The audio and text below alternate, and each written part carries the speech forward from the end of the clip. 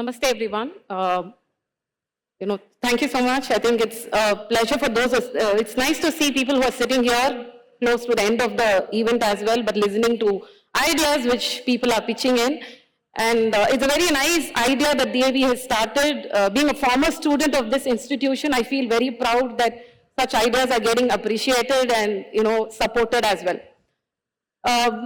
So basically, we were looking at many hands up, going up and down, and I just want to know how many of us here have friends or family members who have some kind of disability. They're not able to see or walk, or a neighbor, a friend. We can see at least 50% of the audience have the handful. That clearly shows the 2011 census of India did indicate that about 8.3% of the Indian population have some disability or the other, which means we all know, nothing to really say bad about, but census, there are chances that you would have missed out many households. There are many disabilities which must have missed out. So let's take it's 10% if we round it off to as well. So every 100 person has at least one person who has some disability or the other. And how are we being supportive? We keep reading about the ecosystem being interdependent. We all depend on each other, but how are we really supporting each other? So way back, a little short story how, not every idea comes up with some need that is there in the society. How Vasantham started 35 years back was when somebody who was in school had a neighbor who burnt himself alive without even realizing he burnt himself. So, somebody with intellectual disability who does not know what's happening around him did not even realize he was causing an harm to himself. And that's when this is a thought that kept running in her mind right from her school time. And as she went into higher education, she did a part-time work in different NGOs and then moved on to working at special schools as a special educator. She went in for a qualification. That's Srimati Ali Murugesan, who is the founder of Vasantham. And she started the school. Later she taught, as she was going to different schools and working as a special educator, which was supporting children to about 16 or 18 years. Now what happens after that? Well, where do they go? They're not going to get vanished somewhere, but what is the support that they get after that? And that's the philosophy that came in, that we should start a residential special school, which can support them even beyond the 18 years, which can support them till their lifelong, as long as they are able to manage. So Vasantham was started in 1989, in like 35 years back, and I would like to share a small story about one of our students, who's Rahul Nambi. He came about when he was 7 years of age, and he was taking therapy. He was undergoing some special education, physiotherapy, and different therapies. Later, he also went into regular school, mainstreamed into few schools, moved few schools, and then came back again to Vasantham saying, that's why we don't have many organizations which can support children beyond 18. And then when he came back, now, Rahul Nambi is into a lot of vocational activities. He can stitch, he can make a jute bag. Those of you who went out during the break time, you would have seen a stall there by Vasantham. All the products are made by people with special needs. And now, the last picture that I shared now at the bottom is Rahul Nambi receiving stipend.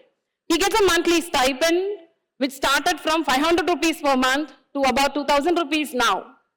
And what he has plans, actually Rahul has a brother who has moved abroad for higher education and then work. And now Rahul is there with his parents.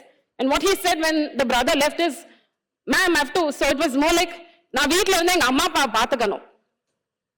With people moving abroad so easily these days, parents moving into old age homes, we see this boy who's so responsible, and he's like in the evening by 4:30 the school gets over, he's ready, packed his bag. He says, I have to go home and take care of my parents. And that's the kind of, respect he has towards people. Another one example that to quote is Ms. Gayatri. She started walking later by 2.5, 3 years of age due to a lot of health-related issues. She had Down syndrome. She has Down syndrome. Now she did her Arangetram just immediately after COVID. And now she is a dance teacher at Vasantham. She teaches other children. That's where they move to. And anything with these children, if you see, discipline is amazing. Once you teach them something, they will maintain it continuously, consistently. You and I, now, maybe some of you may be perfect, but I am not as disciplined as they are. They are up by 5 o'clock in the morning in the kitchen. The residential school at Vasantham has a kitchen where they are up cutting vegetables, helping the kitchen function. And every piece of vegetable that you take will be evenly sized. Never have I done it. They are into weaving. Those are some of the pictures to show how they weave. And look at the color of fabrics that they do. With so much perfection. And in weaving, I don't know how many of you have tried it here. I attended the same classes training that they had when they were getting trained, but the consistency of pressure that we need to give is something that has to be maintained evenly so that the fabric comes out nice. You know, how many of us when we go to shop and we see one small thread out, we see, oh, I don't want this piece, it's a damaged one. So how much of effort goes into it? And they do it really perfectly. They have plans with their own stipend. You know, some of them last year, some of them in fact got clothes. They went to the shop and got clothes for their parents, for their siblings. And they know what to spend and what not to. There are things that parent requests, there are some extra expenses at home, can I borrow it? They will think whether to give or not. They're smart enough to do that. They're involved in gardening. The Vasantham campus has a terrace garden and also more space for gardening. They are engaged in a way so that the ones who are there in the residential school, about 48 of them are there in the residential school now. And a total of 90 plus individuals are there who come and go, so the daycare. We are also tied up with another NGO in Perambalur where an outreach service is being provided. A special educator goes door to door and provides services. Now what is all of this getting into? The gardening is therapeutic too. They're involved in tailoring, stitching, making candles, jewelry. The perfection is amazing. Now what is this? As they sell, you can see some of them how they spoke to you. They were trying to pitch in their product. You know, you can try this, you can take it to the school. When they see somebody with a school uniform, immediately say you can take it as a lunch bag to school. Somebody from work, they switch immediately. That's the kind of communication they have. And one that you can actually see here on the top is on the right top corner is a small vocational training store that's in front of our campus in Mogappair, where children sell products. And those who are there in the front desk, like some of them may not be able to speak, but they do very well. So they do the back end work, and some of them who can communicate do the front end work of getting if the money, calculating, giving back the exact change. Even those skills are taught.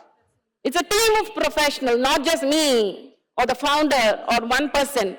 It's the entire ecosystem who's working, the educators, the therapists, the vocational training people. Some of our staff are also here, including the drivers and the housekeeping staff. Everybody contributes towards it, and the parents who play the major role. This is again Adishwari, who's very skilled and passionate about what she does. Sometimes we'll be doing some work. So I stay in the same campus as Vasantham's residential support is. So, we are there in and out. And we'll be doing some work in the night and suddenly I'll realize a glass of water comes. And I realize what happened and she says, then I would have realized I had coughed a few minutes ago. So, the unconditional love is what we see among these individuals. Now, why are we sharing this? It's not because I'm a speech pathologist by profession. The founder is a special educator. There are other people who are qualified and who are working with individuals with special needs. This is one sector, people with intellectual and developmental disorder. There are people with hearing loss. There are people who can't see. We saw one of our alumni here who presented his CAT preparation exam and where he was training people with visual impairment. He didn't go in for a qualification. He had his own venture, but he still extended his support towards people who need, who are passionate about. They're very skilled. It's just that we, as a part of the environment, find ways to be of support for them. So it's all about how we come together. We keep doing things together, and when we work together, we can succeed. Just like as I started telling, every household, every friend, every neighborhood has some person with disability. It can be even me or somebody here, you know. Anything can happen to any of us. People just go on wheelchair anytime. People are born with different disabilities. It's important to be sensitive. It was nice, some of you, at least, even if you were not buying or standing there, you stood for a minute, looked at the person and smiled. That itself makes a lot of difference.